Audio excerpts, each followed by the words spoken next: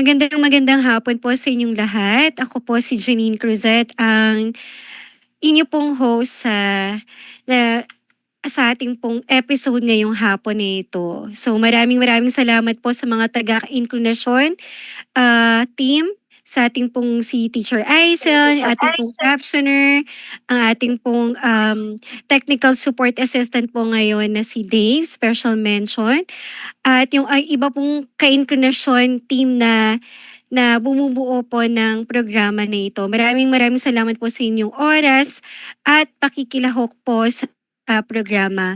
Ngayong hapon na po na ito, bibigyan pugay po natin ang mga kabataang may kapansanan at pag-uusapan po natin ang kanilang mga karanasan, mga hamon, at yung kanilang mga mahalagang papel na ginagampanan sa kanilang lipunan at komunidad upang mas maging inklusibo ang ating lipunang ginagalawan. So habang kayo po ay nakikinig at nanonood, inaanyayahan din po namin kayo mga ka-inkunasyon na i-share ang inyong mga comments, ang inyong mga tanong, ang inyong mga recommendations patungkol po sa ating topic ngayong hapon na ito.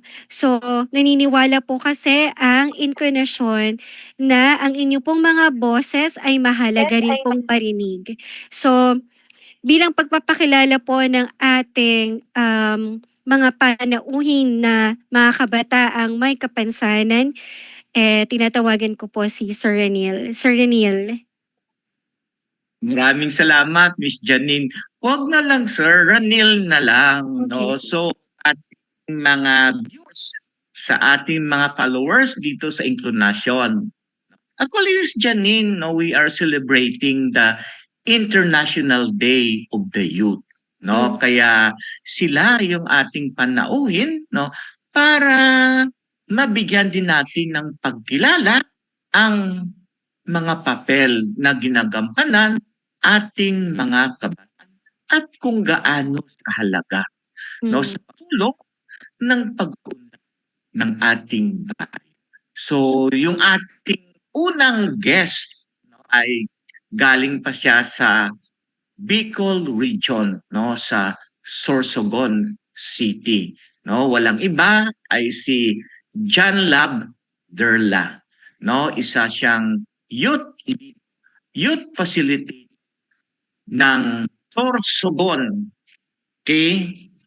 Health Services Incorporated. Si John Lab, ang pong Miss Janine, no? Palagi kasama ng Norfield Foundation. At hindi lang siya training. Ngayon ay nagiging facilitator na siya no ng iba't ibang mga ganap ng Norfield Foundation at syempre doon sa kanyang lugar no sa Sorsogon City. Okay, John Lab, okay, good afternoon. Pwede mong batiin no?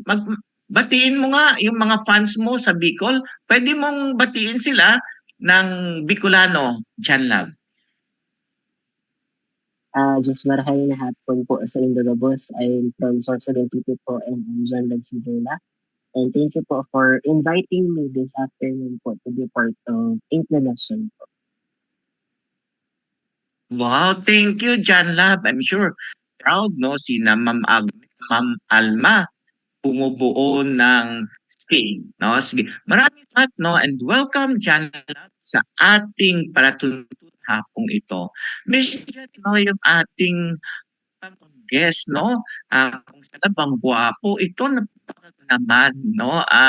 Siya ay taga City, no? Pero yun, doon na siya sa the island province of Guimaras, no?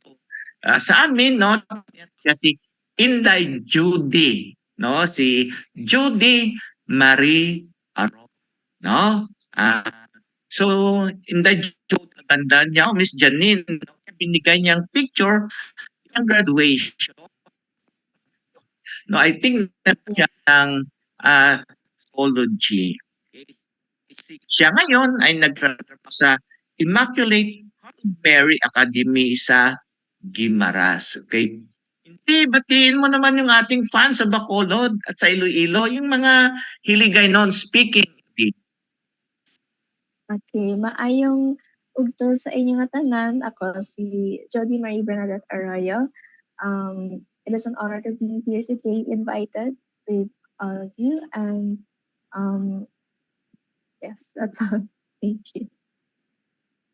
Okay, I'm sure maraming nanonood ngayon, Miss Janine, no, yung Opo. mga friends, no, ni mami niya, no, sa Autism Society Philippines, at saka si John Lab, kasi I'm sure si share to ni John Lab, no, sa kanyang mga kaibigan, no, na mga youth, no, na member ng North Foundation. Okay, Miss Janine, back to you. Thank you, Sir Renel. Parehong mga malalambing yung mga boses nila, no, sir? Parang yung sa'yo. Yung mga Ilonggo, tsaka ano, malalambing eh, mga Ilongga. Tapos si John Love, ang ganda naman ng pangalan. Pumapag-ibig, si John Love. Yun na nga, So, John Lab. ganda. So, sa ating pong dalawang panauhin, sir, welcome. So, ang unang tanong, unang tanong. So, bilang ano, kabataang may kapansanan, no, kung tatanungin namin kayo o yung mga makikinig, magbigay kayo ng 3 salita na magsasalarawan ng inyong katangian at bakit. Bilang kabataang may kapansanan. So, sinong unahin natin? Ladies first. Si Jody. Yeah, ladies first. Okay. Ano daw yung 3 katangian mo kay Mm. Inday Jody? Kasi sa amin Janine, no, sa mga sa mga Ilongga yung tawag namin Inday. Kaya nga si Teacher Inday. Mai ang tawag din sa kanya si Okay, sige Inday Jody, ikaw yung mauna. Okay, so yung three words siguro that I would go with is first resilient Mhm. because syempre as someone was a ADHD or may disability, no, oftentimes meron talagang challenges and unfortunately hindi talaga yan maiiwasan. So of course, there will be times na merong mga downsides, may mga challenges, may mga times na mahirap mag-cope or mahirap mag-rise again. But of course, with the support or with um, the support that I give, I receive none. So bumabangon rin and continue living and doing the things I do and love. Second would be passionate because of my passion of many things. Some of them would be psychology, of course, yung course na I graduated in. I'm very passionate about the course that I took because I'm surrounded by them and of course with sa aking wanting to help other people man. So yun, doon ko nakukuha yung aking motivation to pursue my passion. And another passion din is yung art and singing ko. So I've been doing those growing up, and with those I use them to express myself and to also help other people then through Mhm. art and singing. And lastly, yung words girl is kindness, being kind, because of course in a society we or as an individual, no, we have ourselves and other people um to support each other, to help each other, to kung may kailangan kayo or may kailangan ako, andyan sila. So and to other people then to help for kasi of course ibang tao or yung ibang iba-iba yung experiences in life. So it's like um kindness is yung very talaga, yung important. So be kind to one another, be kind din sa self. So yung 3 words ko is resilience, passion, and kindness. Wow. resilient passion Mhm. and okay, Miss So ikaw naman diyan, love, ano ka naman ba? Kasi sabi ni Jody, siya daw ay resilient, passionate, and kind. How about si John Love? How are you going to describe yourself? In 3 words. Ako po siguro, describe ko yung sarili ko in 3 words. Number 1 is yung tinatawag namin dito na Bicol term, Oragon, which Uy. means Aha. taas, or anong ibig yung parang sabihin? Ay, narinig dyan. Oragon Wala daw, yung sir. tabay po. Mainit magmahal yun, di ba? Mapagmahal. O, di ba, sir? Okay. okay, Parang okay. ibig sabihin. Aha. Tsaka siguro, I've been optimistic sa mga bagay-bagay na I Mhm. always think positively more than responding in a negative way. And then, yung last po siguro, be encouraging. So, yun po yung tatlong word siguro na nagde-describe. Wow, thank you, John Love. So, we have here, Sir Ranil, very mga youth with disability sa mga kainkunasyon, no? We have here youth with disability na very resilient, passionate, and kind. And then si John Love naman ay Oragon, mainit magmahal, optimistic, and encouraging. So, sana din sa mga youth with disability natin na nakikinig, Sir Raniel, ay ma-inspire sila sa mga kwento na ibabahagi ng ating mga magigiting na youth with disability, and also advocate na rin sila ng mga rights ng mga youth with disability. So, ikaw, sir, may tanong ka po ba sa kanila? Swat, no, na ating mga panauhin natin Hmm. dito sa inklinasyon, no. Pero no, bilang isang kabataang may kapansanan, no, ano ang challenges, no? Ano yung mga challenges na na-encounter ninyo, no, mula ng bata kayo hanggang sa ngayon? Inday Inday Jody, if I may, no, actually, no, mga kaintunasyon, no, si Inday Jody, kapatid din na may autism, no, Hmm. silang kapatid, no, kanyang mami, no, single parent, no, si mami, hindi, okay, sige.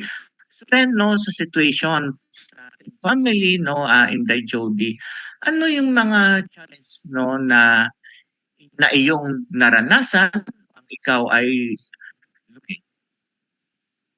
Okay, so for the information man of everyone, I was diagnosed with attentive deficit hyperactivity disorder noong around 2015, 2016. So I was around maybe um 10 plus years old.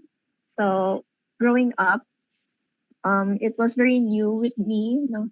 So bago siyang word, bago siyang sa akin, and I was a bit anxious about it, of course, because um aside din sa self ko kasi I was afraid na how would other people perceive me as ayan someone with ADHD, no? So if I remember, then I wasn't able to tell my friends or my classmates about it until I was in high school. And syempre yung initial ko is parang chill lang, like I was diagnosed with ADHD, and yung na-expect ko mga reactions is like mga parang baka weird or mga parang ma-strange na ako or ano. But it was unexpected din na they were very accepting and very curious about it. So um, that's why I can say that my high school went smoothly because of that. Other challenges would be since of course ADHD is about um, having deficits or my difficulties when it comes to brain activities. So as an inattentive type, yung attention span ko and yung focus ko with certain tasks are vary. So sometimes when I certain task is given to me, if it doesn't interest me, sometimes mahihirapan ako mag-maintain on that certain task.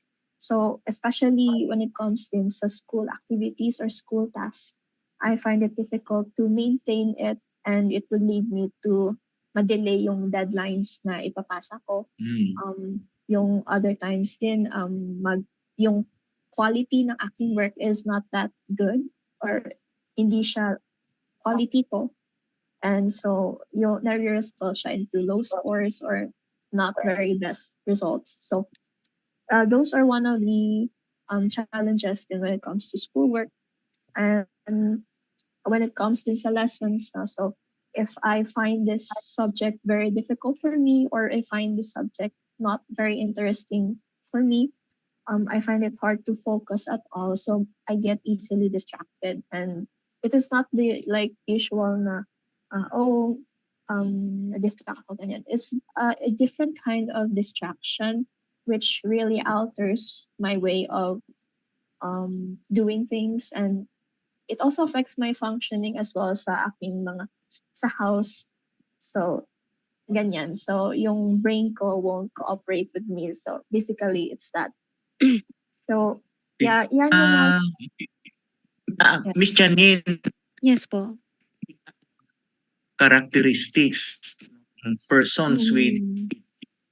So Inday Jody, papaano mo nalagpasan ang mga challenges na yon, no? May mga tao ba sa paligid mo na tumulong upang makakope ka doon sa mga challenges na yon? Okay. So of course, first and foremost yung family ko, since sila yung primary na ng diagnosis ko. So yung mom ko, that at that time na she was a single mom na, and of course, even though may disability siya, of course, support comes from my brother as well. So the two of them, and my other family, extended families like the Arroyo family, and here sa Guimaras as well, they very supportive of me with everything that I do. And of course, with my friends from high school going up, especially in college, because at that time yung ADHD ko very peak na, like very difficult to manage at times. But I was able to overcome it with their help. And of course, as a psych majors, yung mga friends ko, they were able to understand the difficulties and qualities ng ADHD. So they were able to help me as well as other people then that I met some places online, and so with their experiences, and they were able to share the experiences and how they cope. So I try to follow them as well if it suits me well, if it helps me. And yeah, so there will be people, maraming tao talagang very aware and supportive once they understand something. And that's why I am grateful for everyone who has supported and loved me so far. So sa atin, viewers natin sa Inclunation, very important yung acceptance, ang support within the family, and also yung ating mga friends, Mm. So friends na really help persons with ADHD like Inday Jody, So John Lab, ikaw naman, ano yung mga challenges na na-encounter mo habang lumalaki ka, at paano mo yon nalagpasan, na okay, Miss Janine, yung case naman kasi ni John Love, meron siya osteogeneric imperfecta. Actually John Love, yung aming isang tech support dito, si JM, pareho kayo ng kaso. Kaso lang, meron siya atang rehabilitation ngayon. Sige, so John Love, sa'yo, ano yung mga naranasan mo, no, ng mga challenges at papaano mo ito nalagpasan? Jan Lab? So thank you po for that question. Siguro po ng very vividly ko rin naalala yung pinaka-challenges ko when I was a child pa po nung nag-enter ako nung elementary. Kasi my mother tried to enroll me sa regular class po but yung unang respond po ng teacher is hindi daw po niya i-allow yung persons with disability which is ako po yun na kasi nga daw po in case of an emergency, mahihirapan daw po silang to assist me. So yun po yung unang naging challenge sa akin. But other things pa po na naging challenge sa akin is yung pag gumagawa ng school activities din po. Like for example, physical Mm. activity.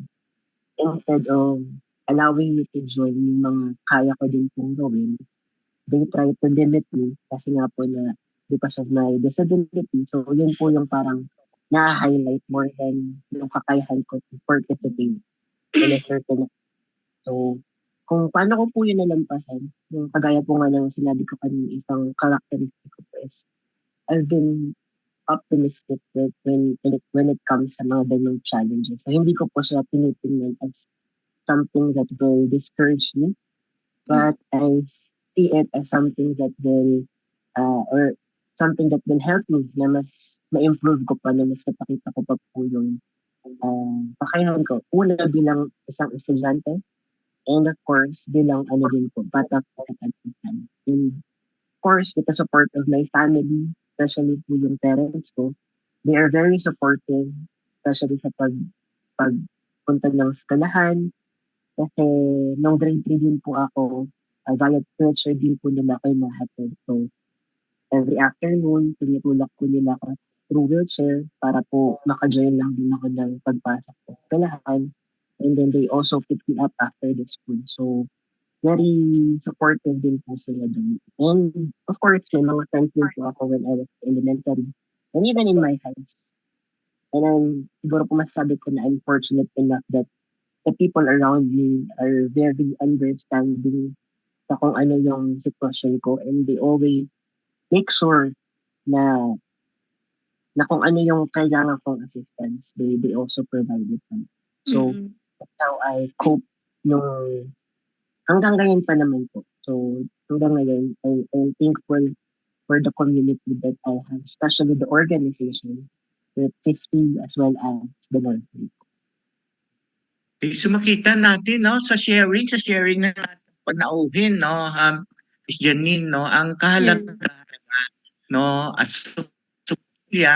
yung mga Mm. tao, no, nakapaligid sa kanila, no, sa kay Jan Lab, parang para makita natin na malaki talaga yung impluwensya kung ano ang tingin mo, no, sa isang batang may kapansanan, no. Pero, 'di ba, kung nandiyan naman, no, ang iyong pamilya na sumusuporta, ang iyong mga kaibigan, no, may mga NGO, no, tulad ng SISP na tumutulong at gumagabay, no, sa mga kabataan, malalagpasan naman, no, nila ang mga challenges, Miss Janine. Okay. Miss Janine, ikaw na po. Ikaw na. Ikaw na. Okay. Masarap makinig sa mga kwento ng mga kabataang may kapansanan, sir. Importante rin na yung mga komunidad na ginagalawan nila bukod sa kanilang pamilya at mga kaibigan, kasama na yung community gaya nga ng sinabi ni John Love. Pag very accepting yung community, nandun din yung paglago ng mga kabataang may kapansanan. Yung tinitingnan sila hindi isang burden, kundi isang tao na may kakayahan na maging ano, makasali sa eskwelahan, dun sa mga gusto nilang activity na gawin. So, related yung tanong ko dun sa aking reflection sa inyong mga sagot. So, ngayon na kayo ay mga youth with disability, alam ko nung mga bata kayo, may mga pangarap kayo na gusto nyong abutin. So, ngayon, kayo na youth, pareho pa rin ba yung mga pangarap na yon? o nagbago as the time goes by? So, unahin ko si John Love. So, ano yung ano mo dati? Nung bata ka, ano yung gusto mong maging? Very common. Actually po, totoo nga po yung changes really inevitable. So, nagbabago po talaga yung pangarap. Mm. Kasi nung bata pa ako, yung palagi kong sinasabi that when I grow up, I wanted to be a doctor. And Wow! parang naging pangarap ko before. Oo. Pero ngayon po, mas ano siya kasi especially ngayon po nagte-take ako ng Bachelor of Public Administration. Currently, I'm a third Wow! year college na din po. Wow! Bachelor Naging of politiko to Public ah. Administration. Yes po. Okay. So, yung parang pattern or yung flow po, parang sabi ko, if in case lang naman, di ba po, kung kayanin, I'll also take law or to be an attorney someday kung pala rin tayo ng, in the future Good po. So, yun po yung pinaka Wow! Galing Good talaga. luck. Diyan Lab, saan ka nag-aaral dyan, Lab? Tikan? Ngayon po, studying at Sorsogon State University po in Bulan Campus. So, medyo malayo din po sa kung saan ako ngayon naka-reside. Bicol State University. Yes po, yes po. Sorsogon. Sorsogon State Sorsogon. University. Wow! Okay. Balak mo bang ano? Third year. Sir, balak mo bang tumakbo John Love ng politika? Like for example, Hindi maging po. party list ng mga person with disability? Wala kasi tayong representative eh. Ano po, siguro hindi naman to be in a politics po, but more on in pagiging Law. lingkod bayan. Public servant. Okay. Public Yung sa service. parang sa government po, but hindi naman specifically na nasa position. Politics. Okay. Yeah. That's cool. Okay. Good luck. Janine, may follow-up ako. Very, very Sige. interesting kasi yung Sige sinabi po, sir. niya. Okay.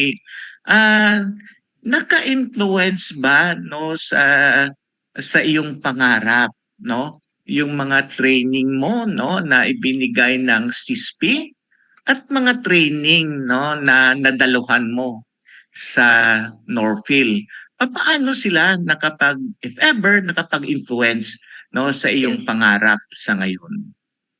Opo, actually, it's really an eye-opener po para sa akin kasi especially being part of the community of persons with disability. Nung una parang sabi ko parang I have this small circle lang na dapat ito lang yung circle ko. And ngayon po mas na-influence po siya, especially yung nung nakaraan pong seminar nung NDR week po nung naginanap namin sa Legazpi. I also facilitated one of the topics which is person first approach, yung kanina po natin na Wow! introduction. So, Janina! Source of food pumunta I'm so proud. PC. Siya. Okay, continue dyan lang. so yun po, parang mas naging interesado din po ako to really advocate for the rights of persons with disability, especially the children and the youth po na sa sector natin. Wow. Miss Janine, I'm sure magiging to, no, yung CISP. Yung sana dyan lab, no, attend ka no, na mga regional conferences, no, more than 80 pala, no, kasi marami sa mga Northfield, no, na relative din ng mga local partner ay nabigyan ng opportunities Janine, no, to join no the ASEAN Forum. I'm sure mga kakilala yon din ni Jan Lab. Okay. Ikaw naman, Inday Judy. Okay, so, growing up, siyempre, as palagi akong surrounded, especially since my brother was diagnosed at an early age, with his interventions sa therapies and so surrounded talaga ako with children, with autism and other kinds of disabilities and of course with that na parang ako na I want to be of help din sa kanila. So, fields such as like OT, like therapist, ganun. So, na-try ko sila look up and eventually napadpad ako sa psychology. Um, so, because I read a lot of books and other information about mga types of mga disorders, mga about sa cycle ng society and how behavior is formed, mga ganun. So eventually, I enrolled sa Bachelor of Science in Psychology in Colegio San Agustin, Bacolod. And with that, mas motivate talaga ako to learn more about not just about my disability and my brother's disability, but also other kinds of disabilities and other kinds of topics surrounding psychology. And as of now, supposedly mag-direct ako to masters. Mag-take ako ng masters and to proceed clinically. But with my work as of now as the guidance in charge of the Immaculate Heart of Mary Academy, I have decided na siguro I should or I would try guidance counseling as one of my tracks then. So soon enough, I will be enrolling sa Masters of Guidance Counseling. And also after that, I would still pursue being in the clinical field of psychology because my passion is to help other people as well. Wow! Okay, thank you, Inday Jody. I don't know kung meron masters in guidance and counseling Guimaras State University. Pero sigurado ako na may masters in counseling sa West Visayas State. Mm. Miss Janine, it's sa West Visayas University. Yeah.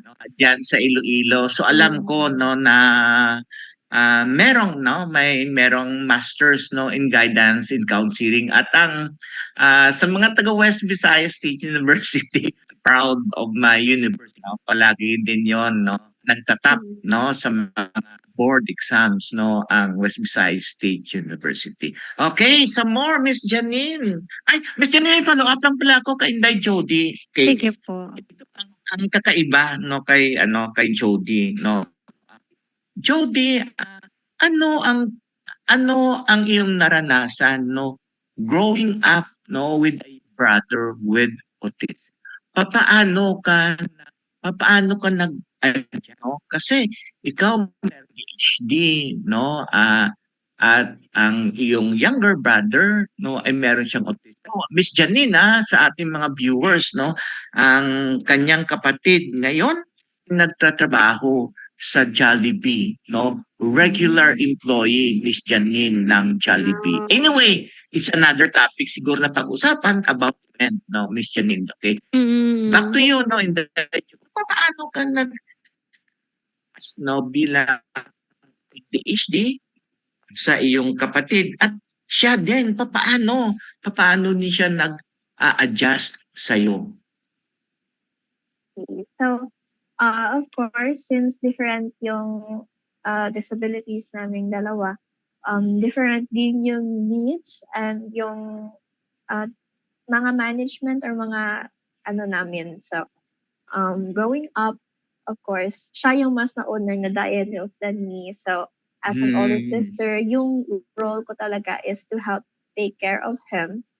From both andun pa yung father ko and after na nag-pass away yung father ko. So, I help with my mother managing and sa mga therapy sessions niya. So, I help support and I also help him teach some skills then outside of their school.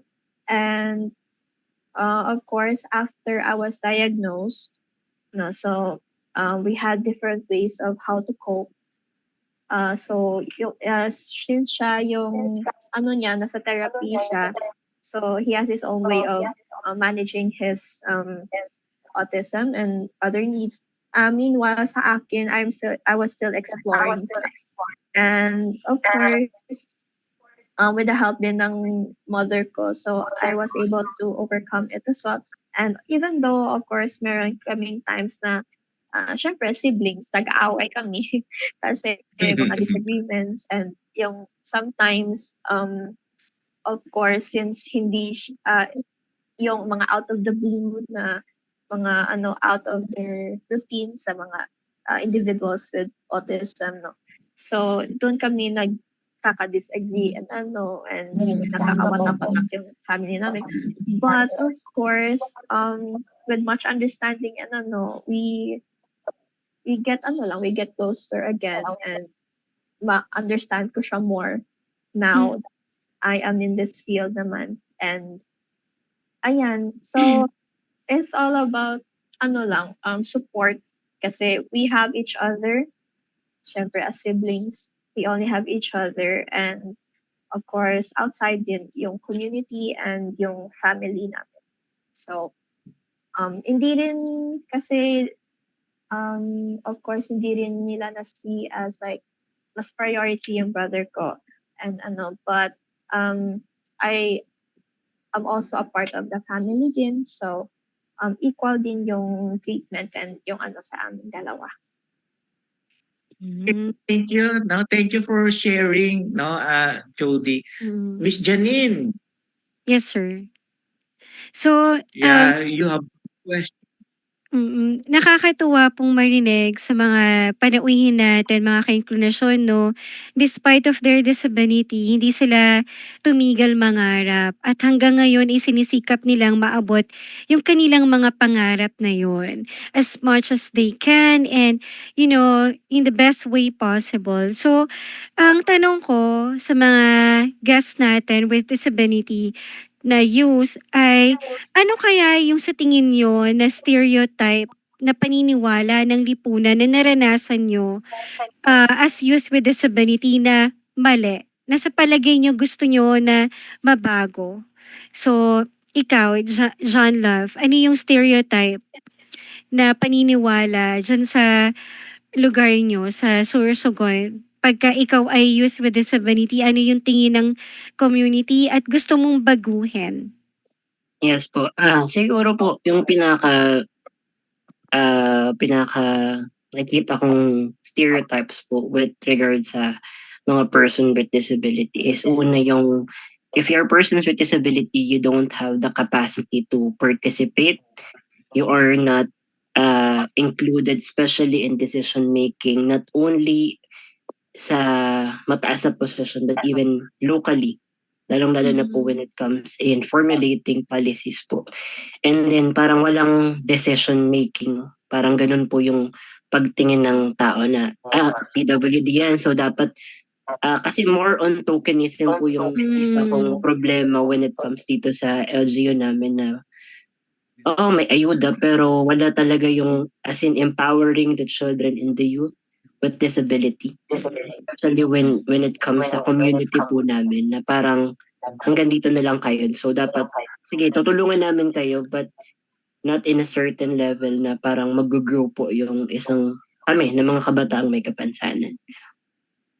Jan Lab, naranasan mo ba yan na hindi kayo kinonsulta sa mga mahalagang pagpanday, paggawa ng mga palisiya diyan sa inyo sa Sorsogon? May karanasan ka ba? Pwede mo kaya maikwento? Sa akin po kasi, unang-una po kasi part din po ako dito I'm officer din po ako dito sa barangay namin sa mga may kapansanan. So, secretary po ako dun. But we don't have this, like, hindi po kami nabibigyan ng opportunity to attend yung tinatawag na ano nga pong tawag dito. Yung parang annual meeting ng mga barangay captain and even kagawad. So, instead of letting us join dun sa pagpupulong, parang wala pong invitation from them sa mga persons with disability. Or kung meron man, hindi po talaga totally kami, kundi yung parang, the politics, how it works in us, di ba po? So, yun po yung parang sa akin na naging result po ng stereotypes din po dito sa Sorsogon City. Mm. Yeah, Pinipil po sa Miss Kasali Janine, in a sa way, namin. no, in a way, it's a validate, no, Yeah. na ang karapatan, no, na makilahok, no, ito Mm. talaga, no, ang pinaka challenging, no, Mm. kasi iba yung tingin nila, no, sa mga bata at mga may no. Yes, sir. Nawawala ka po, sir. Okay, sige. Okay. In a way, okay. Ang sinabi ko lang, no, ito yung formation, no, yung Mm. kinuwento ni Chan Lab, no, na yung challenge, no, when it comes to participation of children and youth with disability. Disability. Yes. How about si Jody naman, sir? Ano yung sa tingin niya as youth with disability, yung stereotype na gusto niyang mabago? So, Or Miss Janine, dagdagan ko pa. Okay. No, ano yung Sige. stereotype, no? Ano yung paniniwala? Kasi dalawa sila magkapatid. Dalawa din sila may kapatid. So ano yung stereotype, no, ng papay? Dalawa na kayo, Yeah. no, na may Okay, Jody. okay, so in terms siguro if we talk about me and my brother, yung stereotype siguro actually I haven't heard any of stigma around us, but I'm sure meron people would maybe think na because we both have this disability, we are unable to function or we are not able to do certain tasks. Ano, but which is not true naman. Although there will be times na mahihirapan kami mag-do ng these certain tasks, but with proper guidance and with proper instructions, magagawa rin namin yan. And in terms naman sa other kinds of stereotypes or stigma naman surrounding us is maybe yung harmful information or harmful ng social media. Of course, at this time or age na very bansag yung social media and social media, although it is good na merong research upon awareness about our disabilities, but I have noticed a few times or most na there has been, especially sa neurodevelopmental disorders na autism and ADHD, I had noticed na they were self-diagnosing themselves because they find common or some traits or some symptoms na maano nila and automatically they would assume na may ganito ako. Which is, although sometimes it's good naman to think na baka meron akong ganito, which is, it is good. But to the point na it's very harmful and they turn this into a personality. That's what I've been seeing before.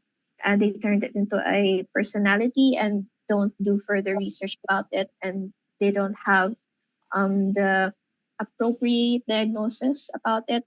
So it is very harmful, not just for us, but for other people as well, no? Sa mga people na, let's say, na parang may na-discover sila about themselves and ano. So, yung gusto kong ibago about that is proper research and proper information about those kinds of disabilities and the symptoms. Kasi it is not merely like a clumsy for example, in my case as ADHD, no, mostly yung naano talaga nila is kapag forgetful ikaw, automatically may ADHD ikaw. So that's like a top stereotype of ADHD, which is it is not a typical forgetfulness. So it yung forgetfulness kasi ng isang ADHD individual is that you forget something, parang it is very unusual and it really affects how you kasi at may phrase yan like I forgot what it is, but it's a different kind of forgetfulness, and it's like it affects an individual very very very altering siya sa individual, and it's not all like distract ko because of something, because of very din siya sa akin yung it alters my daily functions. Hindi siya ako maka-function very well because of my ADHD. So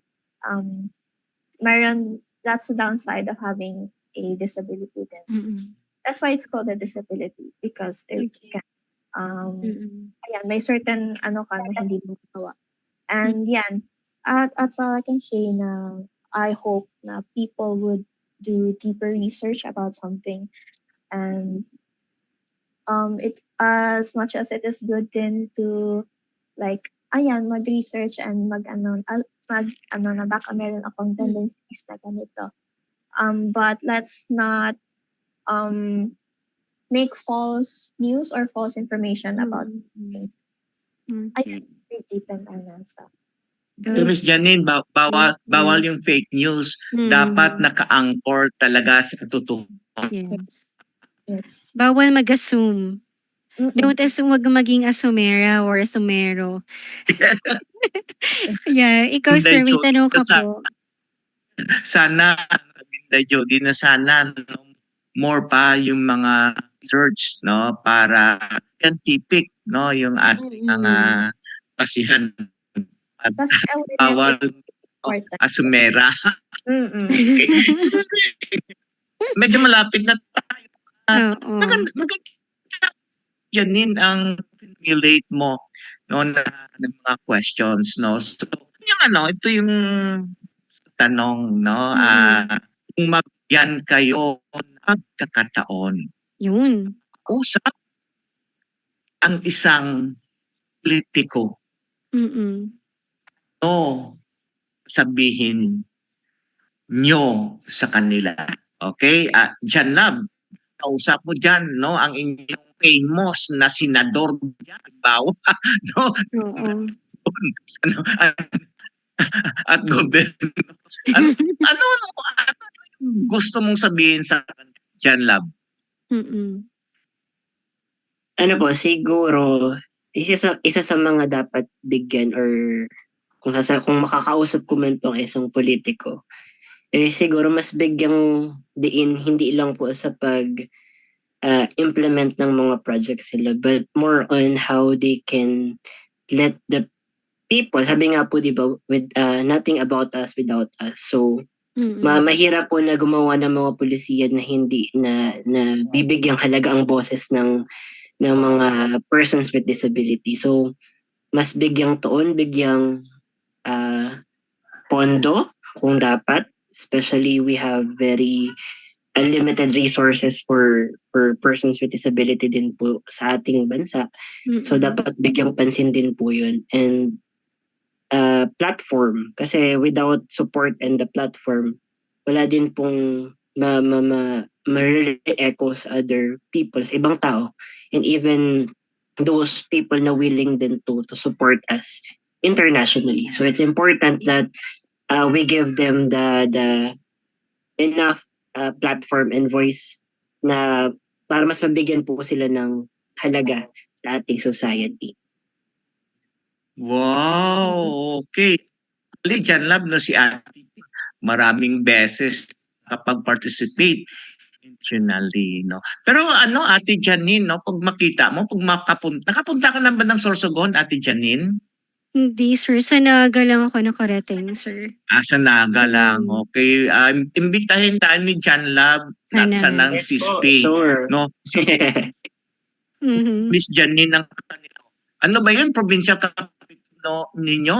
Apo. No? Janlab. Para kang sa Italy, Miss Janine. Ilang milyon yun doon. Pero ang ganda ng sinabi ni Janlab, no, na sana bigyan ng platform, no, bigyan ng space, no, kung Mm. saan, no, ang mga ang mga taong may kapansanan ay magkaroon ng boses, totoong participation, hindi Mm. token na participation para sila sali, no, makapag sila kung ano ba talaga, no, ang nakikita nila, kung may issues and concerns, problem sila, at manggagaling sa kanila kung ano tugon, no, hindi Mm. ang mga politigang gumagawa, no, ng mga proyekto, no, ng mga serbisyo na hindi dumaan sa konsultasyon, no, sa mga bata, kabataan at mga taong may kapansanan. Muli, no, sana, no, huwag kang mag-alala diyan, love. Baka may pagkakataon, no, makapag-apply ka rin, no, na magiging delegate, no, sa isang ASEAN or Intel conference or convention. Thank you, John Love. Okay. Ikaw naman, Ate Jody. So I agree with what Sir John Love mentioned about the platforms and the opportunities na sana ibigay sa mga people. And I would like to also add na I hope that the policies and the ano rin ng mga politicians are consistent. So hindi lang Oo, siya tama, Mm. consistent. Tama, tama ko, consistent, no? Kasi kung so that's minsan, no, mga ka-inclinasyon, parang papogi points lang. Ito yung correct. sasabihin nila. Pero pagkatapos, nagbabago naman. Sige, continue, Ate Jody. Okay. Yes, yes, agree naman ako kasi I've noticed rin kasi sometimes na parang come and go rin yung mga programs and ano ng mga politicians about Mm. this kind of topic. So I hope na if they do want or genuinely want to support and make policies and other ano ng persons with disabilities, I hope they are consistent as well as they make the inclusion, no, so not only sa certain types of disabilities only, but I also would wish and also want them to include other disabilities as well. Mm. For example, Actually, the Inday Jody, no, is yes, sa pinupush ng inclination na ma-invite din dito, no, yung mga grupo na underrepresented. So, Mm. so wala tayo, no, ng inaasam-asam. Sige, continue, Jody. yes, with that, the inclusion of other disabilities sa kanilang mga programs or policies and other, as well as I forgot yung isa. Ayan, consistency, inclusion, and more programs. Especially sa mga adults na mga persons with disabilities.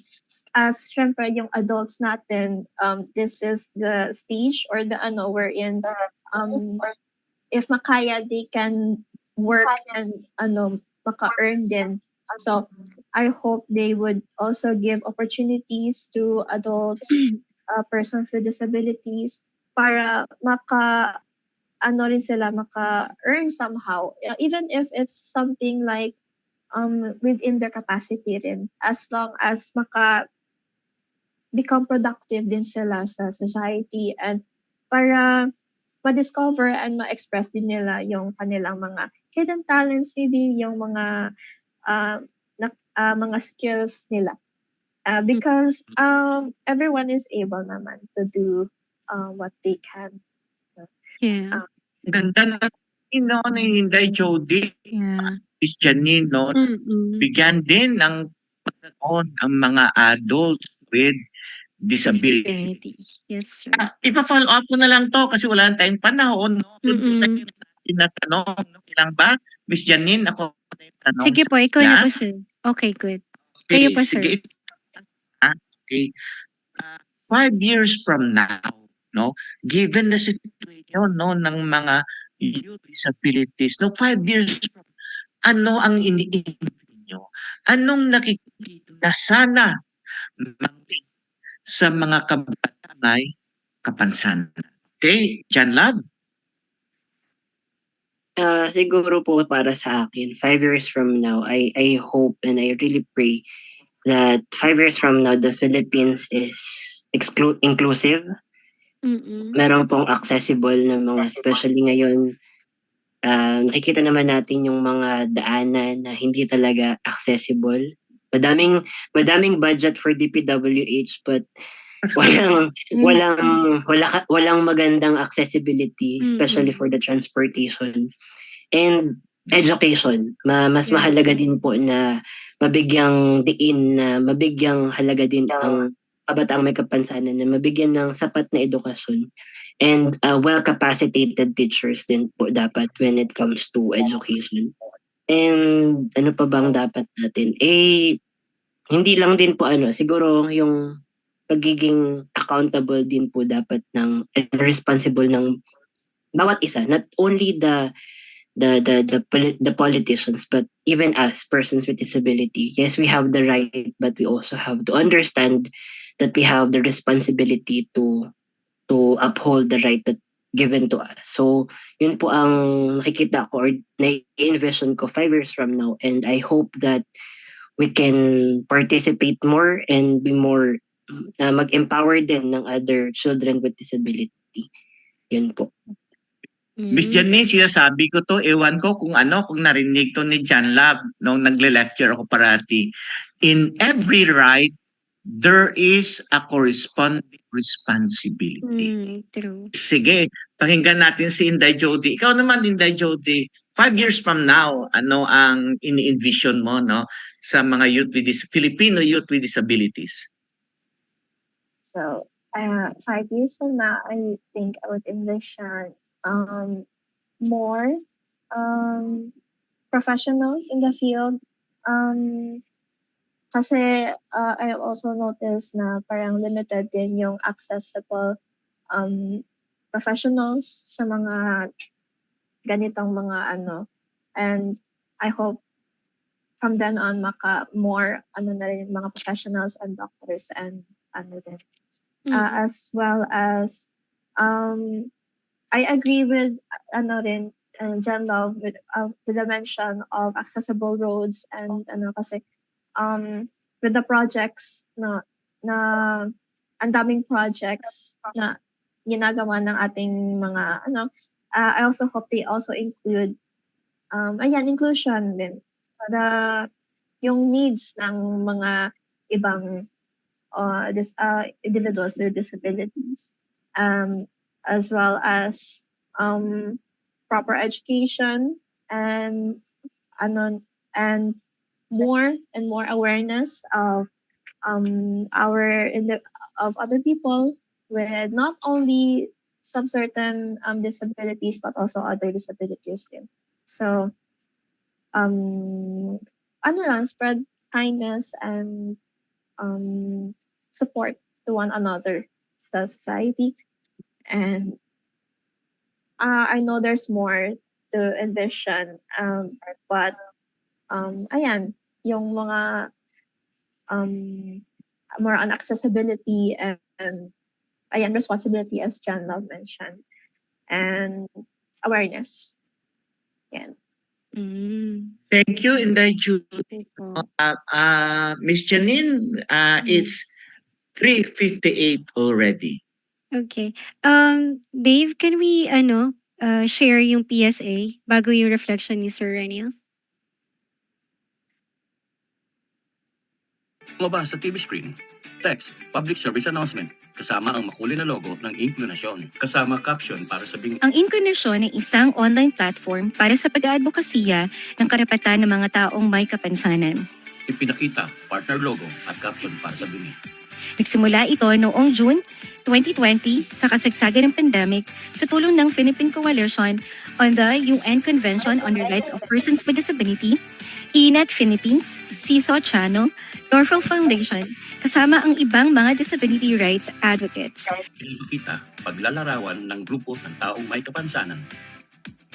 Layunin ng Inclinasyon ay magbigay ng boses sa mga organizations of persons with disability or taong may kapansanan upang mapalawak ang informasyon at kaalaman ng publiko tungkol sa disability at inclusion. Ipinapakita, hinihikayat ang lahat na makisa at sumuporta habang nagtataas ng bandera. Kaya iniimbitahan namin ang mga taong may kapansanan, mga organisasyon o anumang opisina na sumali at makiisa sa inkunasyon. Lumabas, caption para sa bingi. Maaari ninyong ibahagi ang inyong mga kwento, programa or advokasya upang mas mapalakas pa ang boses ng mga taong may kapansanan. Napakita, paglalarawan ng grupo ng taong may kapansanan. Sama-sama nating itaguyod ang mas inklusibong lipunan. Pinapakita, makulay na logo ng inklinasyon. Dahil sa inkunasyon, laging may inklusyon. Inkunasyon, inklusyon, now na. Kumupas sa itim. Lumabas sa TV screen. We would like to thank our sponsors and partners, CBM Global Disability Inclusion, Philippine Coalition United Nations Conventions on the Rights of Persons with Disabilities or PCUNCRPD, ENET Philippines, Norfield Foundation, CISO, Philippine Partnership on Children with Disabilities or PPCWD, Liliane Funds, Deafblind Support Philippines or DBSP, Philippine Chamber of Massage Industries for the Visually Impaired or PCMIVI, Provincial Government of Batangas, PIDAO Pangasinan, Regional Associations of Women with Disability or RAWWD Region 1, Mabini Movement, and of course, the ASEAN Enabling Master Plan 2025 Coalition. Thank you. Ayan. Sa ating po Ah, Okay, Sir Reniel. pwede kaya no hinga natin ng ng huling mensahe yung ating panauhin, Miss Okay, Janine, sir. no? Sure, sir. Yeah. Okay. Sige. So ano ang inyong mga huling mensahe? Pwede no kapwa no, ng mga kapansanan sa pamilya, kahit kanino. Siguro Inday Jody, kung mauna, no, your last message, Inday Jody. Okay, so I would like yung message ko sigurong is continue to be kind to one another lang. Kasi it's important, and being kind to other people with disability or not,